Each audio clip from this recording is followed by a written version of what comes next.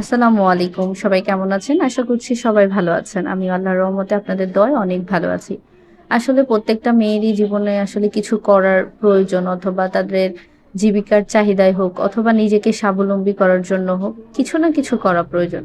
তো সেখান থেকে আসলে ছোটবেলা থেকেই একটা স্বপ্ন দেখতাম যে ছোটখাটো একটা আমার আসলে খাবারের দিকে বরাবরই একটু লোভ বেশি। আমি খেতে পছন্দ করি।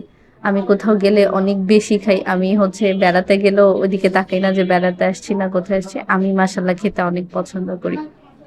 তো আ এই সুবাদেই আমি হচ্ছে কিছু কফি শপে কাজ করেছিলাম। ওইখান থেকে আমার মনে হয়েছিল যে আমি আমার জীবনে ছোটখাটো একটা কিছু করব। যেহেতু আমার ফিন্যান্সিয়ালি এত বেশি আমি ক্যাপাবল না, তাই চেয়েছি ছোট পরিসরে কিছু একটা করতে।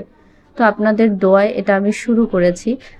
এটা শুরু করেছি তাও প্রায় কতদিন হবে লাস্ট ৪-৫ মাস যাবত। যদিও আপনাদের ভাইয়া এই বিষয়ে আমাকে অনেক সাপোর্ট করছে।